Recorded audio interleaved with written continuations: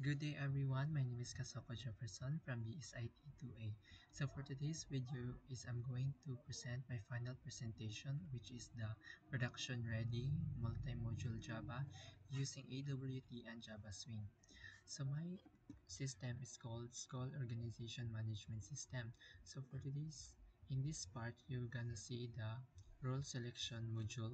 This part where the user can able to select the role that you will gonna choose. So in this part, you have two users, which is the advisor and the student. So I'm going to discuss about the advisor first.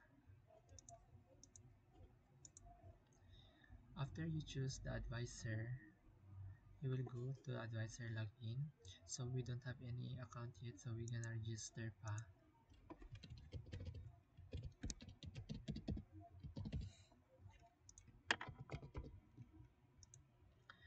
After I register, it will give a message which is the register has been successfully. So I'm going to use that account.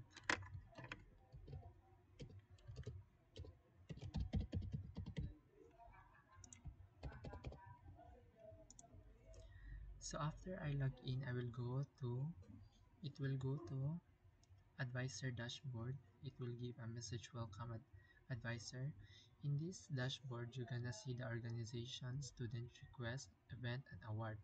So for the organization, in this part where the advisor will create organization, so I'm going to create. After I type, I will gonna create now the organization. So now you have your own organization. After the student request, so in this part, wala pa siya sulod kay wala pa student nga nag-register or nag-send og request. In this award, log out. So mag-log out sa ta. Ato na po ta sa student. Mag-register ta.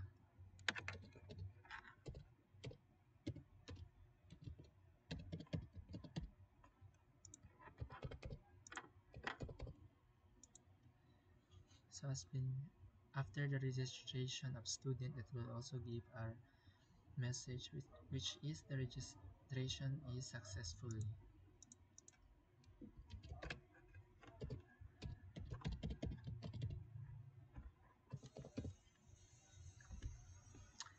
After I log in as a student, it will go to student dashboard. It will also give a message welcome student. In this sidebar, you will gonna see the profile, organization, event, and award. For the profile part, you will gonna save first is the organization. So during a part is mag-send na ang student og request organization. So this part is makita nimo ang mga available nga mga organization sa school. So kung mag-join ta,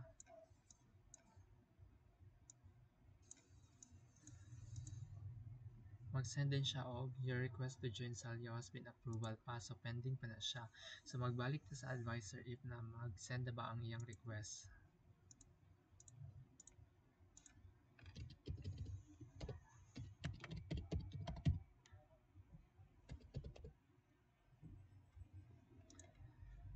So the request has been seen in this part. So now the advisor will give an action if i-accept ba niya or decline ang student. So i-accept na to. So must change din diri ang status which is na-approve na siya. So diri sa event, diri nga part is mo ang advisor maka-create ang advisor og new event. So naka-type na ta diri og new event as an advisor. So mag-add event ta. So makita din diri ang atoang event nga gi-type. So pwede siya ma-edit if needed ba. So magbalik ta sa student.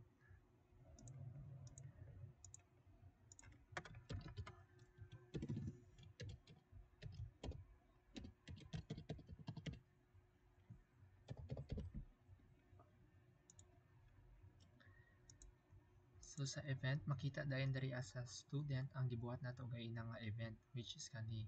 Makita din siya. And then balik na pud ta sa advisor.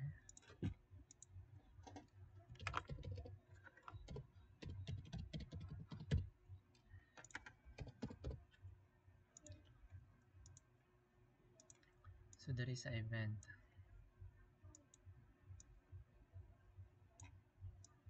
So try na to i-edit ang ato ang event. If na ba siya change.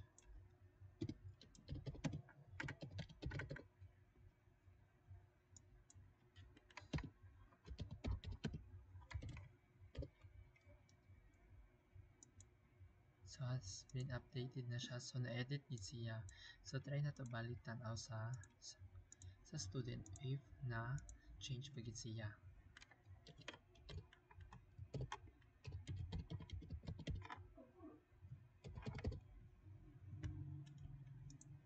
So na-edit po diri sa ato ang student part. So after that, mag-discuss na po.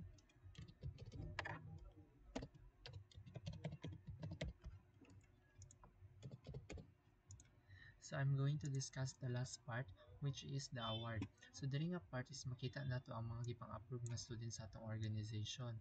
So makita nato na diri atong GN katong student gaina sa pilyon nato na siya. So naka-type na ko diri so i-add na din nato siyang award. So mag-add magbutang din siya diri sa list. So makita na din diri ang gi-add nato siyang award sa student. So as you can see na yung mga description, email, organization, title, tapos description sa award ug tapos date. So tan-awon nato sa student if makita ba sa student ang iyang award.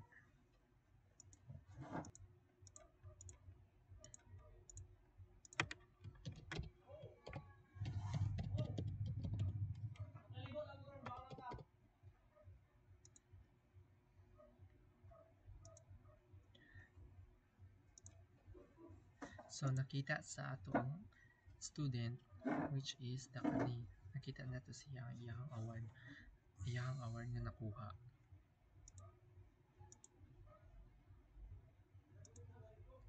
So that's it. Thank you so much for watching, and also in this system I use Java Swing for better design. I use Java Swing. Thank you.